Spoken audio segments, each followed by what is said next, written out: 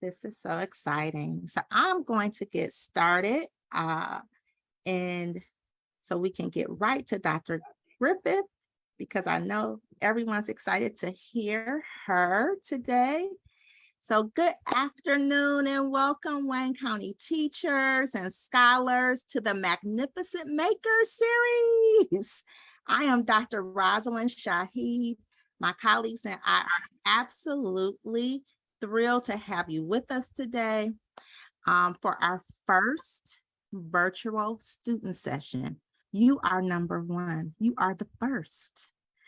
So before we begin, I would like to also thank our leaders for making this event possible. Our superintendent, Dr. Davida Colbert, our associate superintendent, Beth Gonzalez, and our executive director, Mary Therese. I also want to thank my colleagues for supporting and working behind the scenes, Nakia Irby, Jennifer Snap, Judy Bowling, Amy Jones, and Rich Bacalor. And I want you boys and girls to give your teachers a round of applause. They worked so diligently to make sure that you were here today to receive those books. So we want to thank you, educators. You are fantastic.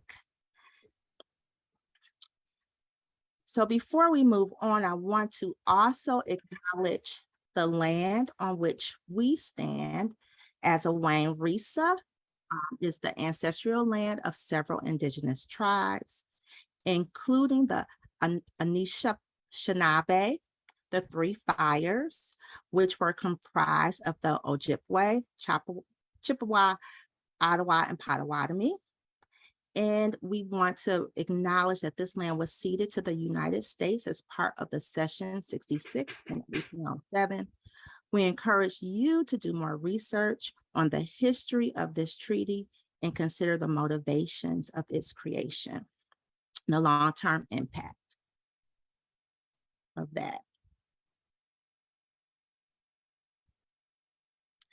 And this is how we'll work together today. I want you to listen like a scientist, to be curious, to be courteous, and we're going to follow our Zoom etiquette.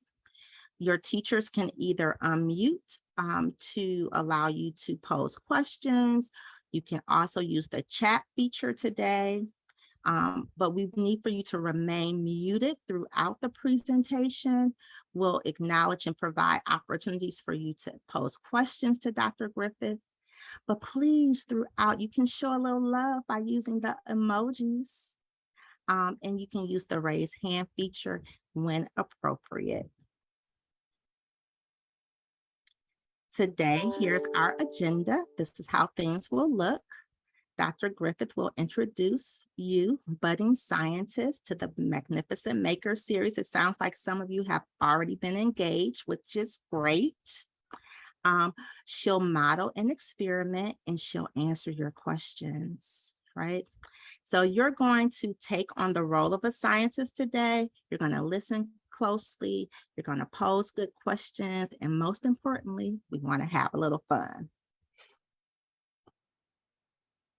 So without further ado, I want to formally introduce Dr. Griffith. Dr. Griffith is a neuroscientist and the award-winning author of the STEM-themed chapter book series, The Magnificent Makers. And she co-writes the nonfiction series, Ada Twist Scientist, The Why Files. Dr. Griffith received her undergraduate degree in neuroscience and Spanish from Smith College and earned her doctorate in neuroscience from Northwestern University. She is currently an assistant professor at the University of California, Davis, where her lab investigates how our nervous system encodes bodily sensations, such as temperature and pain. Since she was a little girl, Dr. Griffith has loved both storytelling and science. As a children's book author, she blends these two passions while also working to promote diversity in STEM and inclusive representation in children's media. We know that representation matters and we believe each of you matter. So we want to welcome each of you Wayne County scholars, and please do me the pleasure of welcoming Dr. Deanne Griffith to our county. Thank you so much for that wonderful, lovely introduction. I'm so excited to be here and to talk with you guys a little bit about science and read from the third book in my series, Writing Sound Waves. So let me go ahead and share my screen. Okay, here we go. Can we see that all good? Okay, awesome. So again, I won't really reintroduce myself, but again, I'm Dr. Deanne Griffith. I'm a neuroscientist and children's book author. I love science. I love speaking with kids like you guys and getting kids like you guys excited about science. So I have a nice little fun program for us today. So today I'm going to start by reading 2 chapters in the third book in the Magnificent Makers series, Writing Sound Waves. And just a brief little recap for those of you who might not be familiar with the series, it follows best friends Pablo and Violet on these out of this world adventures in a magical laboratory called the Maker Maze, where they learn about a different science topic in each book and have a lot of fun and get a little dirty and get their hands dirty making cool science toys. So I'll do a reading from this book, and then we will also do a fun experiment that actually can be found in the back of the book. So this book is about our senses, and in the book, they make something called a model eardrum. So I'll talk a little bit more about that. And then we're going to end with 2 kind of smaller segments. One is going to be on some hidden figures in neuroscience. So I'll talk very briefly about what exactly is neuroscience, and then introduce you to some famous neuroscientists that you might never have heard of before. And then in the very end, we're gonna end the presentation with a quick discussion of how art and science really go hand in hand. And sometimes we think of those as different things, but really they, as you can see in these books, they actually very much complement each other. Okay, so without further ado, let me open to the right page. Here we go. And let's go ahead and read. And again, we're going to be reading from Writing Sound Waves. It's the third book in this series. And just to get everyone up to speed, I'm going to start at chapter 2, where Pablo, Violet, and their 3rd grade class, including a new friend, Henry, have gone to the City Science Museum. And they're just about to find a clue, which is going to blast them to the Maker Maze. So, all right, let's read. Roar, growled Violet. She held up her hands, imitating the towering T-Rex standing in the middle of the museum lobby. Henry jumped. Hey, don't do that, he frowned. You scared me. Sorry, I didn't mean to, replied Violet. Yeah, she was just joking around, said Pablo. Okay, but it's loud enough in here, said Henry. The building was huge with high ceilings and tall stone columns. Laughter and screams echoed from the planetarium on the 2nd floor. Mr. Ng removed a pencil from behind his ear and waved it in the air. Then he pointed to a brightly colored section of the museum with various rooms waiting to be explored. Today in the kids' corner, you're going to learn all about our 5 senses. Can anyone remind the class what they are? Pablo's and Violet's hands shot into the air. Mr. Ng called on Violet. Hearing, taste, smell, sight, and she forgot the last one. Touch, added Pablo. Great job, said Mr. Ng. Now, who's ready to have some fun? We are, the class cheered and then scattered. Vamos, said Pablo. He ran toward a room with a giant eye painted on the door. Violet and Henry followed. Whoa, said the trio as they entered. The room was white with black lines drawn all over it. Even the floor was covered with lines that swirled and twisted. It looks like the walls are curved, said Pablo, reaching out his hand. But they're not, they're flat. This is so weird. I think my eyes are confused, said Violet with her arms stretched out to her sides. I'm getting dizzy, said Henry as he wobbled around. Me too, said Pablo. The buddies slowly wandered back out into the lobby. Henry covered his ears. Let's find a new room, he said. Look over there, Pablo pointed to a door with a giant nose hanging over it. I hope that thing doesn't have boogers, said Violet, scrunching up her face. Gross, Henry said, pulling on the sleeves of his costume. Better hurry, don't want any snot falling on you, said Pablo. They were greeted with a sweet smell as they entered. Mmm, said Violet, rubbing her belly. It smells like cake, Pablo blurted out. He pointed to the middle of the room where a 3-layered chocolate cake sat on a stand inside a clear glass box. Colorful noses made of icing decorated each layer. There were cards hanging from plastic cords on a bar that surrounded the stand. There's Scratch and Sniff, Henry said, holding a card in his hand. It says here that each card smells like an ingredient used to make the cake. Violet scratched one and sniffed. Ew, this smells nasty. If the cake tastes like this, then I don't want any. She let the card drop. Henry picked it up. Yuck, he pinched his nose. Smells like vinegar. Pablo examined the next card. Just as he was about to sniff, he noticed a riddle written on the back. Violet, look, Pablo's voice squeaked with excitement. I think it's from Dr. Crisp. Who's Dr. Crisp? Asked Henry. Oh, she's just the coolest scientist ever, replied Violet. And she runs the Maker Maze, Pablo explained. It's this magical maker space. Henry's face lit up. Really? Violet tucked her wild curly hair behind her ears. Yep, and we get there through a portal of purple light, but we have to answer this riddle first. She read it aloud. Baking a cake isn't hard to do. You just need a few ingredients and a pan or two. Use your sense of blank to measure just right. Feel the batter using your sense of blank. It might be yummy, but don't eat too much. When it's almost ready, you'll know your sense of blank will tell you so. But when it's actually time, you'll blank the oven bell chime. Hurry, hurry, there's no time to waste. Try the cake using your sense of blank. Violet bit her lip. Well, the last one is obvious, she said. Taste. And you hear a bell chime, added Pablo. Henry, do you think? Violet began. But Henry wasn't paying attention. He was over by the door looking into the giant nose. Hey, Henry, come back, Pablo called across the room. Don't yell at me, said Henry, his eyebrows squished together. Pablo glanced at Violet. I was just trying to get your attention, he said. We need to figure this out.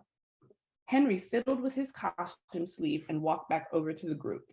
You feel by touching, continued Violet. What about the other two? Asked Pablo. Henry shrugged.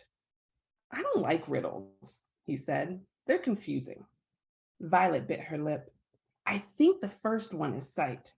Sounds right, and you start to smell a cake when it's almost done, added Pablo. Suddenly, everything in the room began to shake. The scratch and sniff cards danced along the bar. What's going on? Said Henry.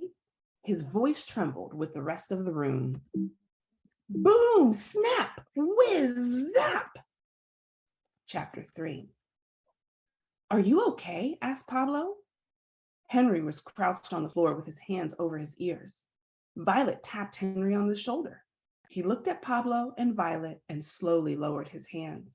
He stood up and crossed his arms. What was that? He asked.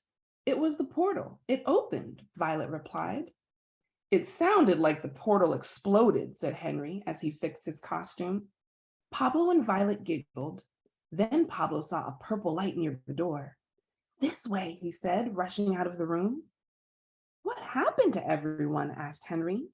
Their classmates were scattered throughout the kids' corner, but they weren't moving. Smiles were stuck on students' faces. Time stops when the portal opens, explained Violet. Look at Deepak. She pointed to one of their classmates. He was frozen in the air. It looked like the spaceship on his sneakers were blasting him into space. Pablo smiled as he tapped Violet on the shoulder. No way, we have to enter through there? Asked Violet. She shivered. Not cool, Dr. Crisp. The giant nose hanging over the door was glowing within a ring of purple light. Pablo laughed. Look at your hair. Violet's curls were sticking straight up. She giggled. Your hair's doing it too, Henry. It must be the portal, said Pablo. He patted his head. My hair's too short. I think it will suck us up if we jump high enough, Violet said. Will the portal make that exploding noise again when we go through it? Asked Henry nervously. No, replied Violet. She thought for a moment. But it will feel like a hug that tingles. Ready? Asked Pablo. The trio joined hands and squatted before leaping into the air. Bzap! Pablo, Violet, and Henry landed on the floor of the Maker Maze. They dusted themselves off and stood up. This is even cooler than I imagined, said Henry. Pablo and Violet gave them a tour of the main lab. They showed Henry the robots that were unpacking a box of supplies near the huge microscope. They walked between the long tables where colorful liquids bubbled in flasks and strange plants jiggled and danced. What's that? Asked Henry, pushing his face against a giant glass jar. Inside, a blue three-winged beetle flew in circles. No idea, replied Pablo. But these are my favorite. He pointed to the floating crystals in the zero-gravity chambers. Dr. Crisp, we're here, Violet shouted down a long hallway lined with doors. We go through one of those doors to start the challenge, explained Pablo. Then a voice behind them said, Well, hello, makers. The trio turned around. Dr. Crisp stood tall with her wild rainbow hair and bright purple pants. The Maker Manual was tucked under her arm. A name tag was fastened to her white lab coat. Lovely seeing you two as always, she winked at Pablo and Violet. And nice to meet you, Henry. Cool outfit. You know my name, said Henry with a big smile. He stood proudly in his costume. Of course, she replied. Is that your special power? Are you a superhero? Asked Henry. Dr. Crisp laughed. Superhero, no. Super scientist, yes. She put her fists on her hips and puffed out her chest. Henry looked at his feet and tugged on the sleeves of his costume. Well, what else do you know about me? He asked. Dr. Crisp tapped her chin with her fingers. I know the Maker Maze thought you'd be the perfect person to help Pablo and Violet today. She took the Maker Manual from under her arm. It snapped open to a page with the day of the week at the top. Below were pictures of Pablo, Violet, and Henry. You see, she pointed with her pencil to the name under each picture. Since we have the book open, Pablo said, let's start the challenge. Yeah, agreed Violet. Dr. Crisp flipped the pages of the glittery golden book to one with a large question mark. She explained the rules to Henry. All you have to do is tell the Maker Manual what you want to learn about today. The maze will design a challenge with 3 different levels. You'll have 120 Maker minutes to finish and... Henry, this is important, said Pablo. Henry had wandered toward the robots. We only have 120 Maker minutes to get back to the museum before everyone unfreezes. Pablo pointed to the screen above them. It showed the kids' corners where the students were as still as the T-Rex. Henry blushed as he walked back over to the group. Sorry, he said. That's all right, Dr. Crisp smiled. Sometimes I get distracted by the cool stuff in the maze too. She tapped the Maker Manual with her pencil. So makers, what's today's science topic? Pablo and Violet said together, let's learn about our senses. The pages of the Maker Manual began to turn slowly, but quickly gained speed. Then suddenly they stopped.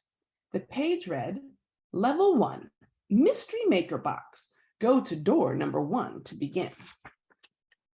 Dr. Crisp closed the Maker Manual and stuffed it in a backpack lying by her feet. Pablo, Violet, and Henry felt something on their wrists. Our magnificent Maker watches, Pablo said. We need them to keep track of Maker minutes, Violet explained to Henry. We can only come back if we finish in time. Okay, makers, let's get a move on. Dr. Crisp did 3 cartwheels and a backflip. She landed in front of door number 1. Pablo, Violet, and Henry rushed behind her.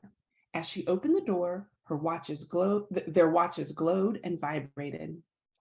The room was pitch black. All the makers could hear was the sound of one another's breathing. Suddenly, Dr. Crisp's voice boomed over a loudspeaker. Step right up, makers. Welcome to the first level of your sensory adventure. So I hope you all enjoyed that reading from Riding Sound Waves, the third book in the Magnificent Makers series. And I hope you're excited to keep reading and learn about all of the fun adventures that Pablo, Violet, and Henry embark upon in this book. So one of the things that Pablo and Violet do in this book is they make a model eardrum to better understand exactly how our ears hear sound. And I'm going to demonstrate that for you here today. And also there are actual instructions about how to do this experiment at home in the back of Riding Sound Waves. But before we get into the experiment, let's talk a little bit about exactly what is sound. You know, I'm speaking right now, so you guys can hear me. If I clap my hands, you guys can hear that. If I knock on my desk, you can also hear that. But what are all of these sounds? So believe it or not, sounds are air molecules that are crashing into each other in our air. Now you might say, Dr. Griffith, what is an air molecule? That sounds strange. Well, in our air, even though we can't see them, they're full of all of these molecules, like the oxygen that we breathe in, that's an air molecule. And then we breathe out carbon dioxide, that's another air molecule. And believe it or not, our air is full of this other molecule called nitrogen. And these are microscopic particles that, again, we can't see. But when I do something like clap my hands, I send those air molecules crashing into one another. And this creates sound waves, much like the waves that we have in our ocean, or if you do a cannonball into a pool and it makes ripples. Those waves are just like sound waves, except we can't see sound waves, but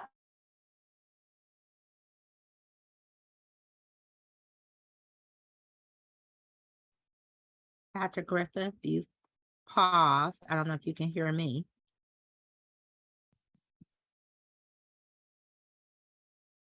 on this ear canal, and then they bounce off something called an eardrum, and that's what we're going to model in a second. And then there's some tiny little bones in your ear that begin to move, and they move these very special ear cells inside of your ear. And then those ear cells send a signal to your brain. So did I freeze by any chance? Am I okay? Just for a short bit. Okay, I apologize, students. We had a big storm come through California yesterday, so my internet is a tiny bit unstable. I apologize if there are any gaps in the presentation.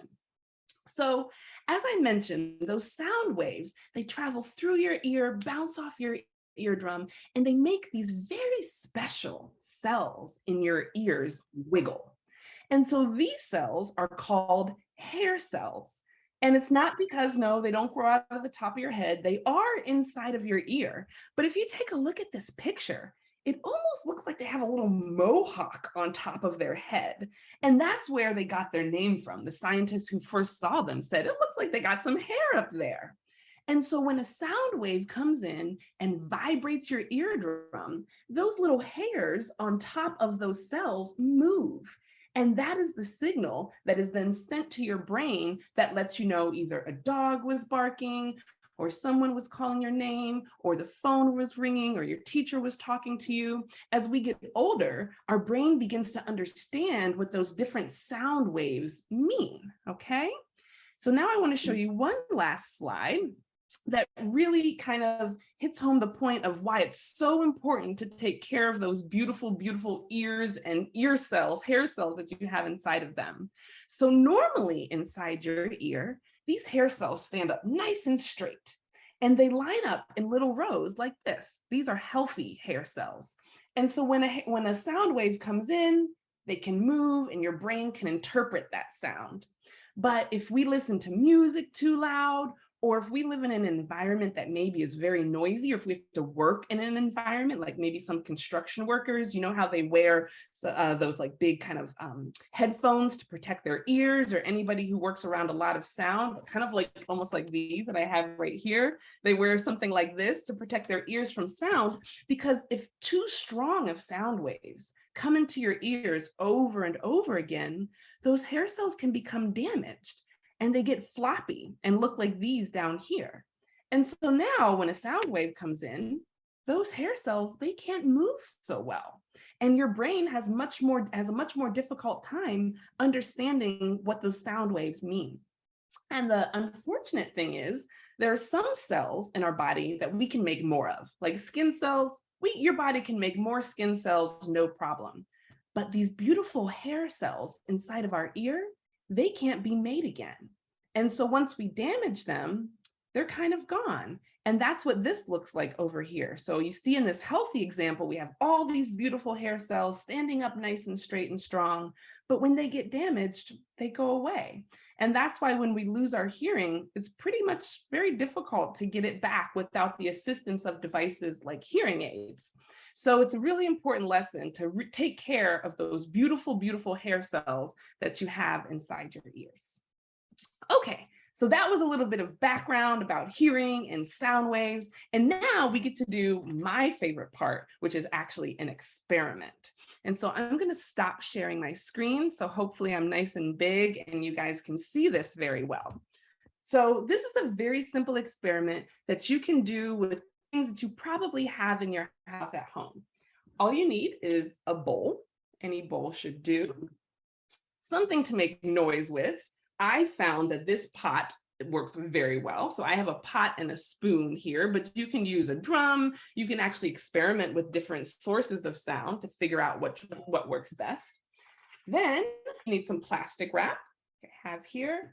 And then we need something that we can use to see our sound waves. And in my case, I have sprinkles. Okay. So to do this experiment, I'm going to quickly lower my screen so you can see my working area right here. Okay. So I have my bowl. I'm going to take a piece of plastic wrap. Okay. And I'm going to wrap this really tightly on my bowl. Now, I've done this quite a few times. And what I've learned as I've experimented is that it's really important to get this plastic wrap nice and tight over your bowl.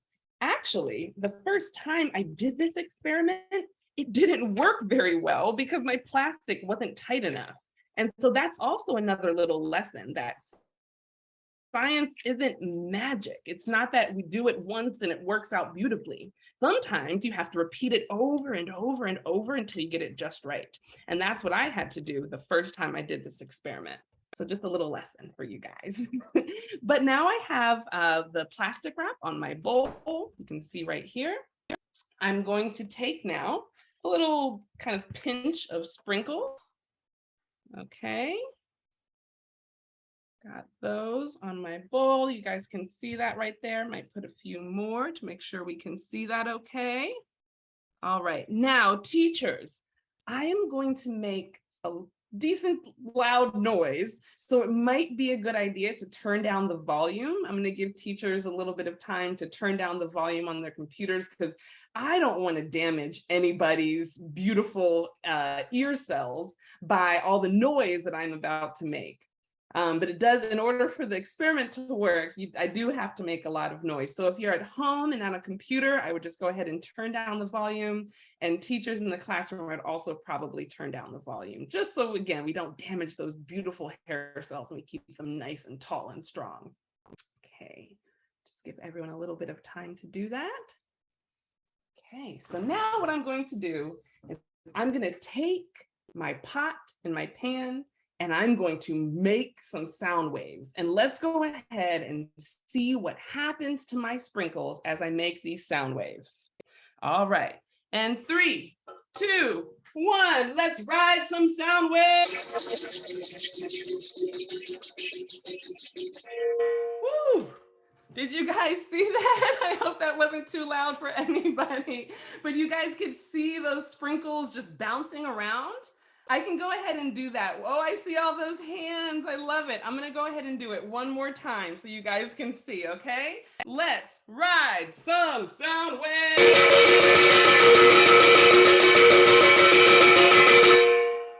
So you see, those sprinkles were moving around, even though I was not physically touching the eardrum, right? So I can make those sprinkles move by doing this with my finger. But what was happening is those air molecules with my big old pot and spoon, the air molecules were crashing. They made sound waves that traveled all the way down to my model eardrum and bounced off of them. And that's what made the sprinkles move.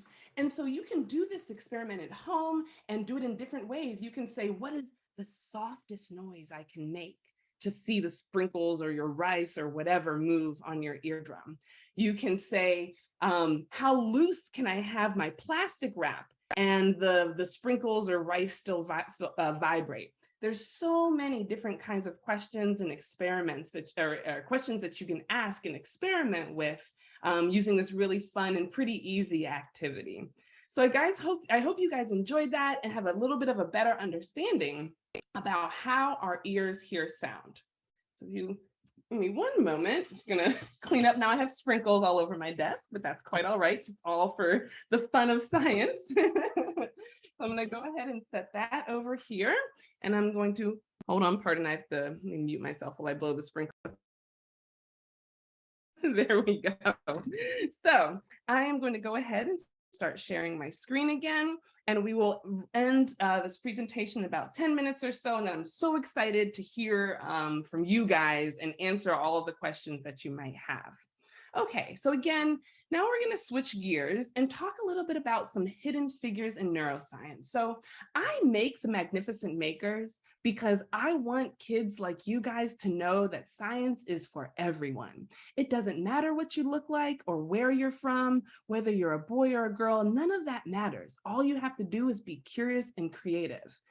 But it hasn't always been that way. Historically, there were people who weren't really welcomed into the scientific community, depending on whether they might be a man or a woman or Black or white. And as a consequence, we haven't learned about some contributions of very important scientists. And so I'm really excited to share with you a few people that you might never heard of before and their very important discoveries. Okay, so first up, we have Dr. Charles Henry Turner. Dr. Turner was actually a psychologist. And so back when he was alive in the late 1800s and early 1900s, we didn't often call, sorry, let me back up and just say that neuroscience is the study of our nervous system. So our brain, our spinal, for example, part of our nervous system. But back when Dr. Turner was alive, we called this more psychology or behavioral psychology, like the study of the mind. You can think of it like that. But Dr. Turner was an incredibly smart and good scientist. He actually earned his doctorate in zoology, which is the study of animals. And he ended up becoming the chair, or you can think of it as like the boss of the biology program at Clark Atlanta University, which is a historically Black university in Georgia. Okay, and so what he studied honeybees. And believe it or not, there was this big question in neuroscience. How do honeybees know which flower to go to? What kind of senses do they use to choose their flowers? So it wasn't clear if they smelled the flowers. Some animals can't really see color, so they didn't know if they could see the flowers. And what Dr. Turner discovered was that indeed honeybees can see color. And this might be a way that they help figure out which flowers that they want to eat from. So this was pretty revolutionary at the time and something that we did not know, and was thanks to the work of Dr. Charles Henry Turner. So next we have Dr. James Samuel Risen Russell, and he was a neurologist. And so the neurologist is a doctor, a medical doctor that studies the brain and tries to treat brain diseases. And he was actually British, and he was the first Black British medical consultant So this means that his opinion was very valued, and he gave this opinion to people like in the Royal Army Medical Corps. So he was the first Black captain of the Royal Army Medical Corps, and helped advise Army sergeants, for example, during wars about how to treat the patients that were receiving injuries during World War I. And he was also very passionate about protecting people that have different kinds of mental illness. So he was a very, very famous neurologist in Great Britain. We also have Dr. Mary Logan Reddick. She was what we call a neuroembryologist. So I know that sounds like a big fancy word, but all it means is that she studies how babies' brains grow when they're still inside their mother. And so that's really important because our brain is a super, super complex organ, and it does a lot of its growing while we're still growing inside our mother's bellies. And she did a lot of very important work to figure out how this process happened. She graduated from Spelman College, which again is another famous historically Black college in Georgia. And then she became the first female professor and chair of the biology department, also at Morehouse College, again, another historically Black college in Atlanta. And then finally, she was the first Black woman to receive a very, very prestigious award called the Ford Foundation Science Fellowship. And this was again in recognition of all of the wonderful research that she was doing. And then lastly, we have Dr. Dolores Cooper Shockley. She was the first Black woman to get a doctorate in what we call pharmacology. So pharmacology is the study of how chemicals, like you could think like Advil or Tylenol or different medicine that we take, how that is processed by our body. And so she was the first Black woman to get a PhD in pharmacology. And if you look, she was born in 1930. So this wasn't actually that long ago that we had Black women that were becoming the first in their field to do something. She was also a Fulbright fellow and was very passionate about equality and equity. And she fought to make sure that men and women in science were getting paid the same. And she also created a lot of programs to try and recruit and retain Black students from historically Black colleges in the field of pharmacology and science in general. Okay, so I hope that you enjoyed that kind of small, quick presentation about some people from the past, but I also want to say that nowadays we have so many bright young scientists that are really working to make science a very inclusive and welcoming environment for kids like yourselves. And so an example of this is a group called Black in Neuro, and they're made up of young students who, again, are trying to really make the neuroscience community a very inclusive and welcoming environment for everybody. So even though historically we have some rules that made things unfair for certain people, I think right now the future is very bright, and it really also begins with young folks like yourself. Okay, and then in our last few minutes of the presentation, I just want to talk about one other topic that I'm really passionate about, and that is art and science. So we often think that art and science are two completely different things, but really they go hand in hand. And scientists use art on a daily basis, including myself. And so one example of this is either drawing or photography is what we use nowadays. We don't really have to draw our findings, thank goodness. But I have this picture up here of a man. His name is Ramon y Cajal, and he was from Spain. And he studied the brain. And what he did is he would take small pieces of brain and he would look at it under his microscope. And then he would make these beautiful drawings, as you can see right down here, of what he found.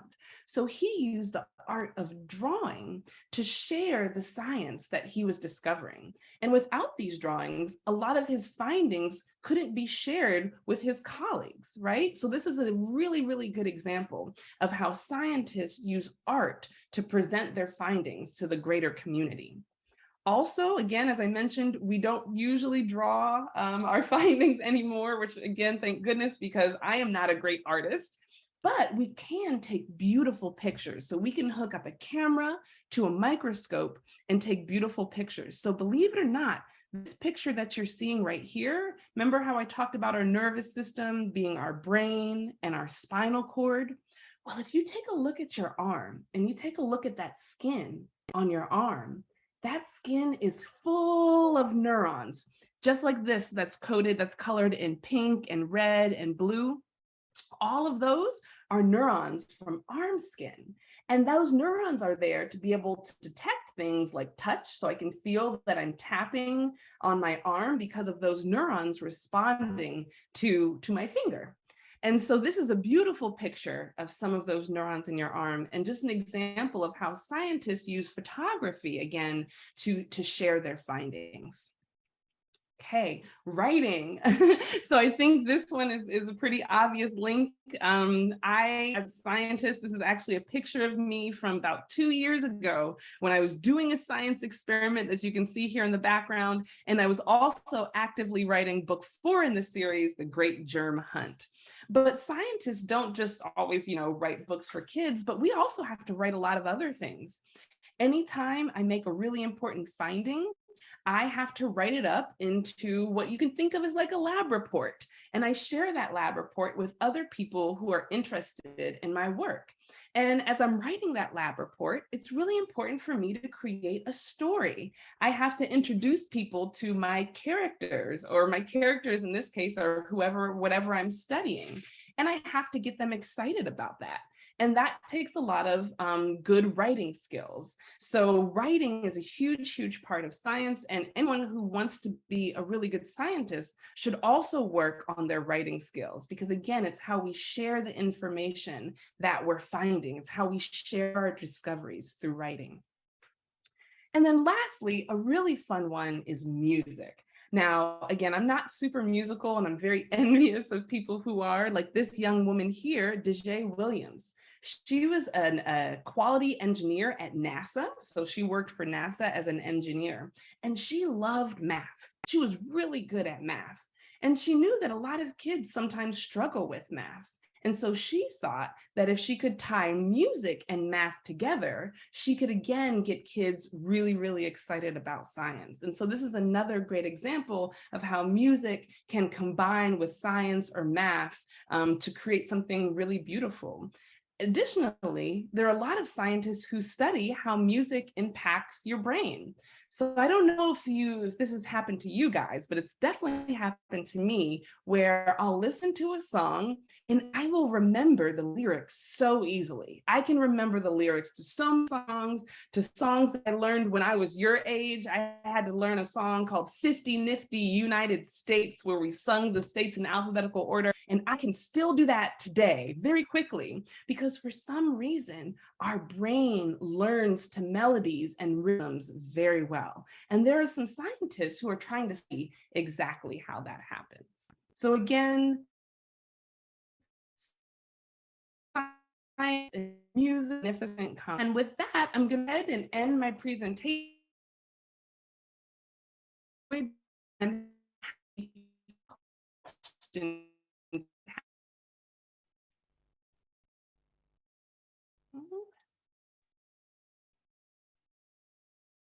You paused for just a bit, Dr. Griffith.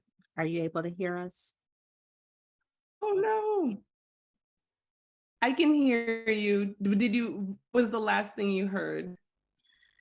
Just your contact information for those teachers who may want to follow you on Twitter. There we go.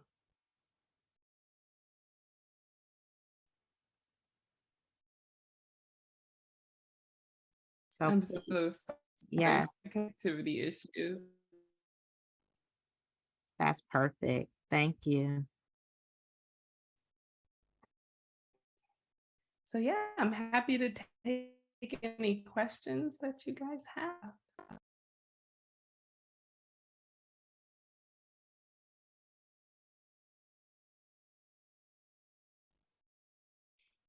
All right, go ahead. Why do you like science so much? I think the question was, why do I like science so much? That's an excellent question. And I'm not exactly sure, but ever since I was a little kid, I was fascinated with how the world around me worked.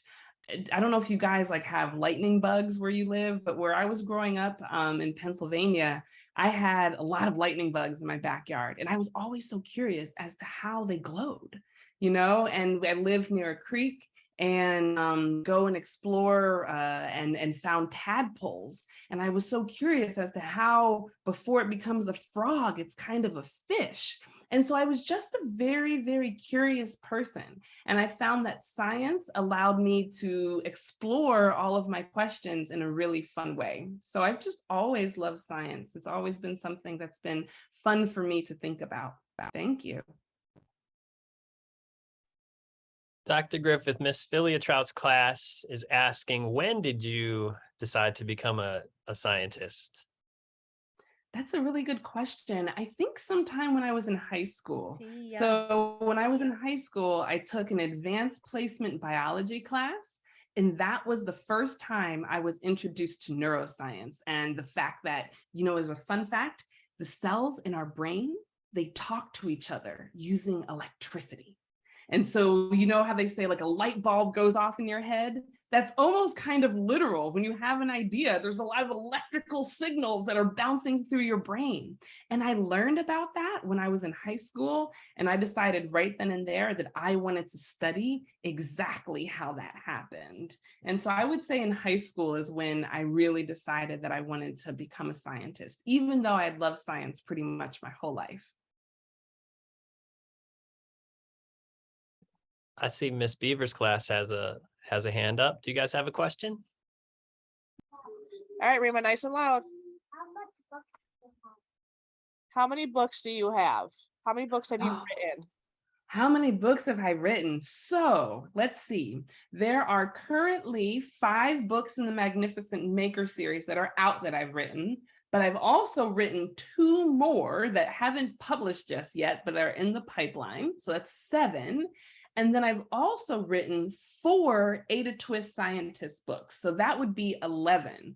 But I'm signed up to write 2 more Magnificent Maker books and 2 more Ada Twist books. So in the next year or so, I would have written about 15 children's books, which is pretty amazing. And I feel really honored to be able to do that. And we have a related question, I think, from Miss Amy's class says, how long did it take to write your first book? Or how long does it take to write a book? That's a really good question. So when I wrote my first book, I was kind of new to writing. I had written on my own, but I hadn't actually written a chapter book before. And so it took me a little bit longer because it was a skill that I was still practicing. And so the first book, I think it took me probably close to 3 months to get a final draft. And there was a lot of back and forth I worked with someone called an editor.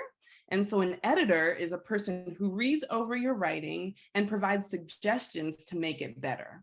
And so I exchanged drafts with my editor about 2 or 3 times for the first book before we got it into a place that we were both really happy. Now, when I write a book, it actually doesn't take me that long because I've practiced. You can think of writing as like any skill. It's like a muscle. The more you do it, the stronger that writing muscle gets. And so now, at least for the Magnificent Makers and the Ada Twist books, my writing muscles are pretty strong.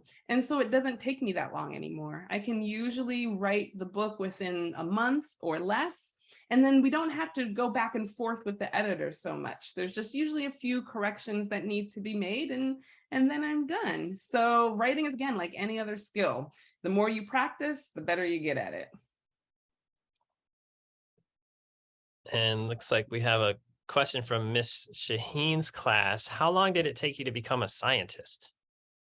Oh, that's a good question. I would say that I'm still kind of becoming a scientist. I consider myself a lifelong learner. So I think that I'm going to be in the process of becoming a scientist my whole life. But to answer your question more directly, I started studying in college. So I did my college degree was in neuroscience.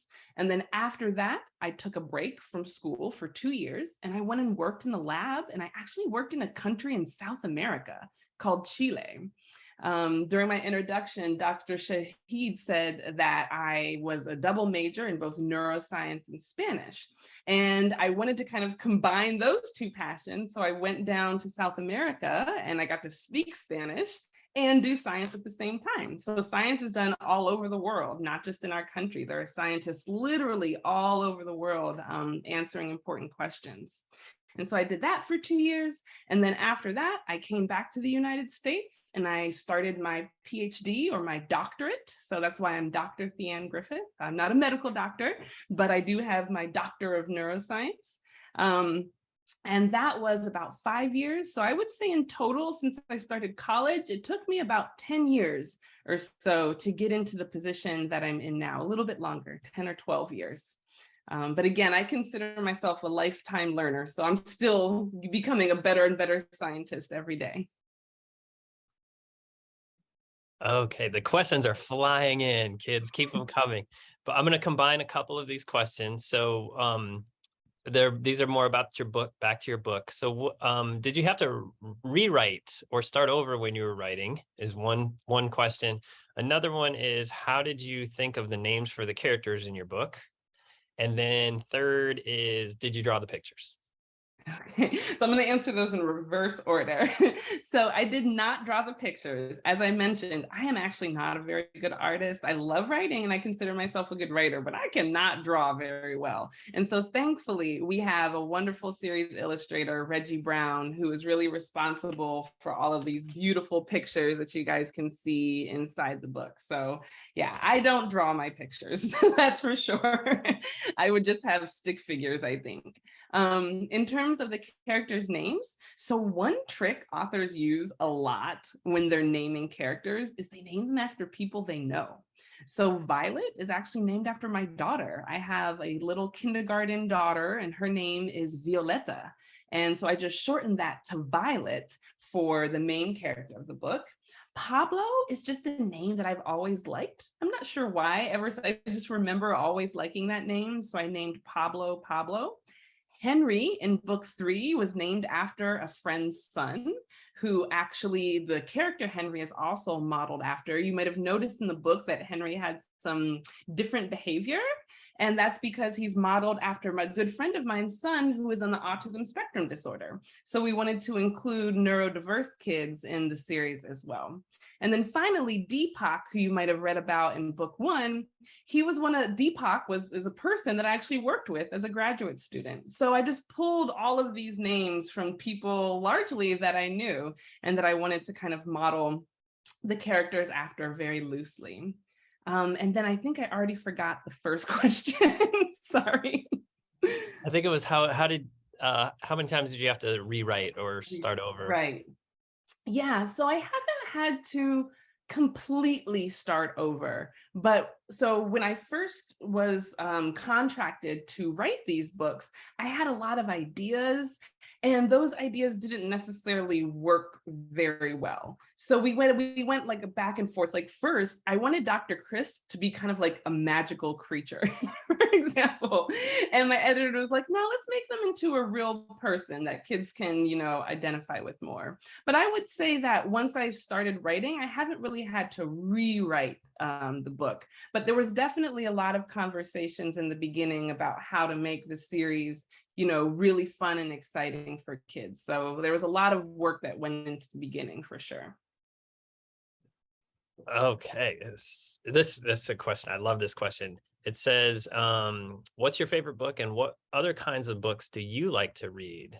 And maybe if I could add to that, Dr. Griffith, maybe like, has that changed since you were a kid to now what you read as an adult? Yeah, so when I was a kid, I don't know if I had one favorite book. But I really like to read scary books. So I would read Goosebumps by R.L. Stine. I don't know if those are still around. Oh, I see some hands. I really like the Goosebumps book. I don't know. I enjoyed being a little scared. and I do today as well. I also still enjoy Stephen King and Dean Koontz, who are these authors that write these kind of scary stories. So I've always enjoyed kind of more scary books. I'm not sure why, because I'm a little bit of a scaredy cat. So it's kind of funny that I like to read scary books. But I would say that when I was younger, my favorites were definitely the R.L. Steins. I also like this other series called The Babysitter's Club.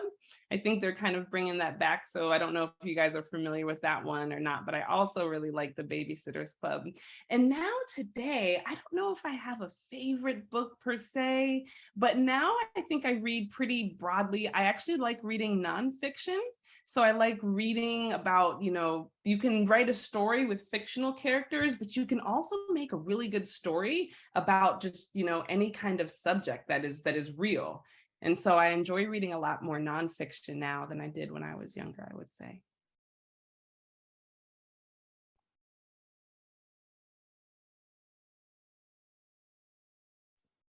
All right, I think we probably have time for one more, Dr. Shahid. Is that about right?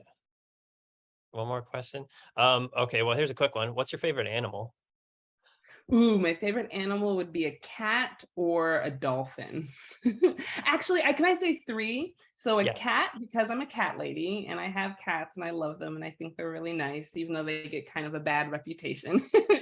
Then I like dolphins because they're really smart and they have really cool brains and their brains look pretty strange, actually. So I just like the fact that they're so smart and they might even talk to each other using language like we do. And then my third favorite is an octopus, because octopus are also extremely smart. They can use tools to hunt, and each of their 8 arms, they basically have little brains that go into each of those 8 arms, and they can control them independently. And I just think that is so, so cool. So I also really like octopus. That's great. My favorite octopus book is the one by Cy Montgomery. She writes amazing books about animals. Yeah. Okay, so one last question. What kind of help do you get when you write books? Oh, this is a really good question, because it's really important to know that it's not just me over here writing. There's a whole team behind me. So the biggest help that I get is, again, with my editor. It's the person who, when I write a story, they read through it and they can check. Sometimes I make grammatical mistakes, so I use words not in the most right way. And so she fixes those. She helps me if it's not exactly clear what I'm trying to say. Maybe it's clear in my head, but when she's reading it, she can't understand. So she gives me that kind of feedback. But then, as I mentioned, I get a lot of help from Reggie, who illustrates the book, and there's a whole graphic design team that helps him illustrate the book, and so I would say there's just a ton of people that are working very hard. There's also something called a copy editor. And so a copy editor literally goes line by line through all of my words and fixes missed periods, or if I need a semicolon instead of a comma, or all of those very small details, not even like the big story details. So there's a lot of people that are working for each book that you read. There's a whole team of people behind that. That's cool. I bet our third graders do some peer-to-peer editing in their classes too. So that's great to hear that it doesn't end. So Miss Amy's class just wants to tell you that you are a great reader, and they really enjoyed listening to you read. I think all of us agree with that statement. So thank you, Miss Amy's class. And I'm going to turn it back over to Dr. Shahid. Thank you so much. We are so happy that we were able to have you today. I want to thank you again for bringing us into your world and reading a little bit with us, demoing an experiment, right? And welcoming all of our scholars and teachers today. It was delightful. We have one last request. If you could stop sharing your screen, we would love to get a group photo. So for those of you who can, if you're able to show your screen, your camera view. Some people have pictures of their classrooms. We'll give you we'll give you time to adjust. And then Rich will take a screenshot of us. The Miss Foster's class I see Miss Green's, Miss Philtrott's class, Miss Shaheen, Miss Harper's class. All right, let's do one more big wave, everybody. Yeah. We got it. Thank you, everyone. We'll be in touch. We would love to spotlight some of you. And if you have an opportunity to do the experiment yourself, we would love to see pictures of that too. We can highlight some scholars, budding scientists. We want to know how you enjoyed the experiment alongside the book, and we will welcome you back. Any final words, Dr. Griffith? I think she's frozen. Thank you all.